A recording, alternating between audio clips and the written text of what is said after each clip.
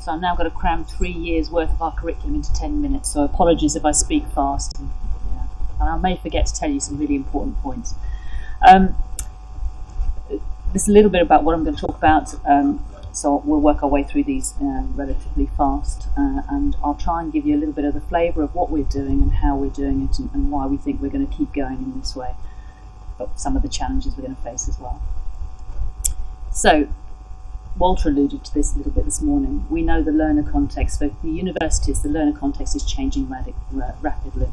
Students have massively high expectations. In the UK, they're fee-paying now, so student nurses see themselves as consumers, and this does bring a whole range of challenges to us as universities.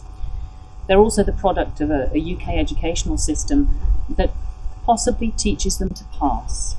And when you go to university and you want to become a nurse or an AHP or a medic, you can't learn how to pass the assessments in order to become that person. It's much more about a developmental process as well, so we're dealing with that as well. They're digital natives. They spend probably 13 hours plus online in terms of their social media presence, and that brings challenges. There's this immediacy, access to information. It's the very quick access to information that when you want people to think about what they're doing, that brings additional opportunities for us to start getting them to change their ways.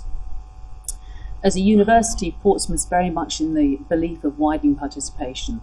So our applicants to university come from about an hour and a half across the patch. So over to Brighton, over to Bournemouth, and about an hour and a half north. Perfect for nursing and allied health students, because we want to train the local workforce. So we really want to work with our trust partners about engaging with local people and getting them into the workplace. The challenges for us, and I could have put a slide up here showing you the socioeconomic breakdown in Portsmouth, is we have low educational attainment locally. So we are, as a university, we're really trying to engage with people who maybe don't have high academic qualifications. And obviously a lot of our students have caring responsibilities, or they have responsibilities for older parents or children. And again, this idea about students as consumers, we need to enrich and enhance their experience. And at Portsmouth, we're really fortunate. I had a great opportunity. I had a blank sheet here. We're new back to nursing, so I had the opportunity to design a curriculum which really was where we wanted it to be. So really embracing this idea about giving students added value. And the Vice-Chancellor said, "What do you need?" And I said, "Well, we need simulation space." We're very fortunate. 50% of our simulation space is community-facing, and that was done for a reason. So we really wanted to use simulation to add value. And then we also know that the NHS is incredibly stretched. So when our students go on placement, they're going to be moving into an environment that's really challenging. So if you have a less well-prepared learner going into a very challenging environment, that does bring almost a perfect storm.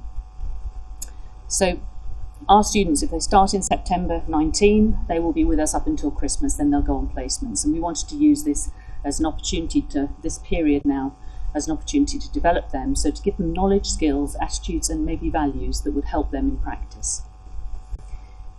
So the other big change is the Nursing and Midwifery Council have changed the standards of proficiency for nursing. It's a response to the workforce issues, so we know there are 40,000 plus vacancies, but they've very much changed it so that nurses will be moving to support the other health professions in giving person-centred care in a difficult environment.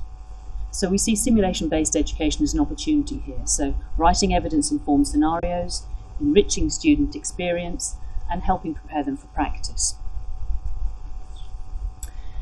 Obviously the NMC code is key, but it was quite interesting. When they produced the new standards of proficiency, at the end there's this Annex A and Annex B, and they would be the Annex A would be the non-technical skills and Annex B would be the technical skills.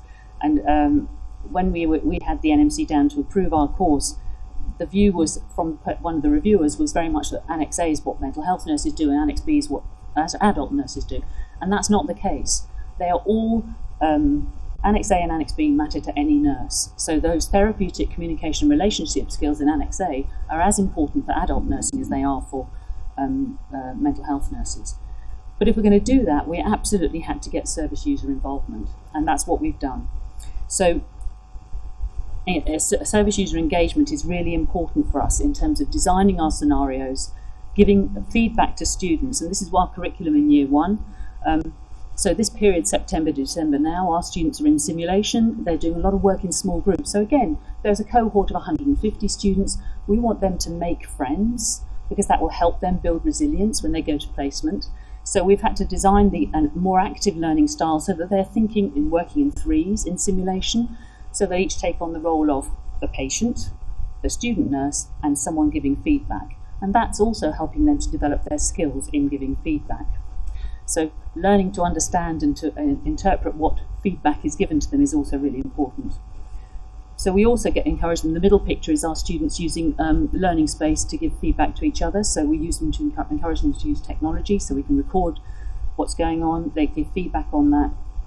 And the right-hand picture shows an example of fishbowl technique. So again, really important in year 1.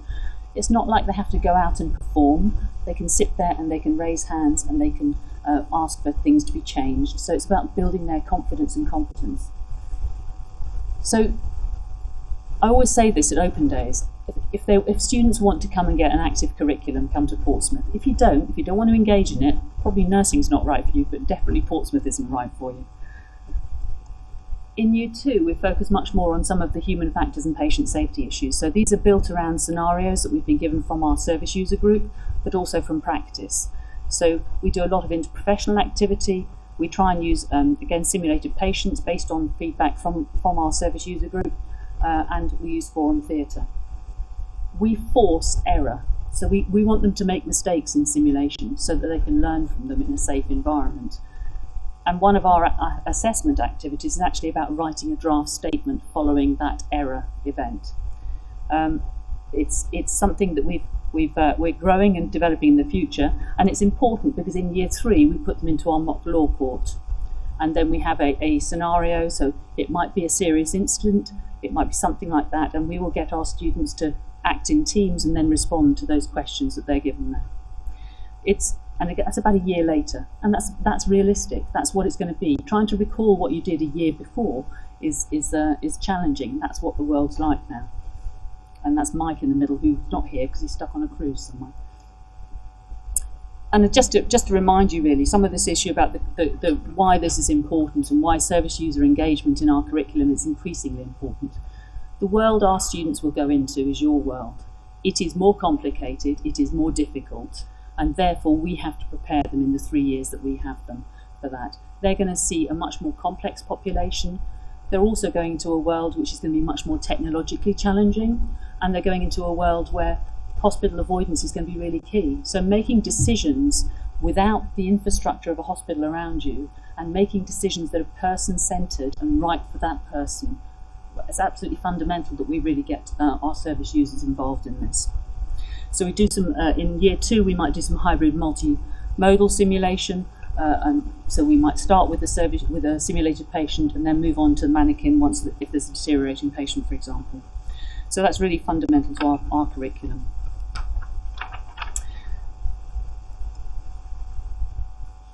I mean, in terms of conclusions, engagement with SPs is going to give us, as advocates for our real patients, it gives us a richness to our curriculum.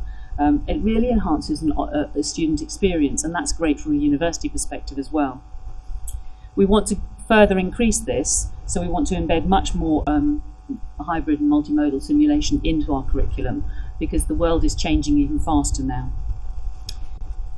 So I would just say that I think by embedding simulation in a systematic way, our curriculum supplements anything like problem-based learning and so on. We've got a lot of inclusive opportunities to develop the knowledge, skills, attitudes and values we want in the nurses of the future. I think it's really important that we push our students in this safe environment, and we've given them that opportunity. What we do need to do more is objective evaluation of it. Feedback is good, so we do brief them, they run through a scenario, we debrief them, but we need to do much more systematic feedback. My concern is about the sustainability, and I've had this conversation with colleagues at work, is we have a different model of staffing at the moment. I think we need to think again about how we do that, because sustainability for this, keeping service users involved in our curriculum and giving feedback to students, is fundamental, and it's what the students value. So I think sustainability is the key thing for me. And I think we'll get increasing complexity as we go through the curriculum.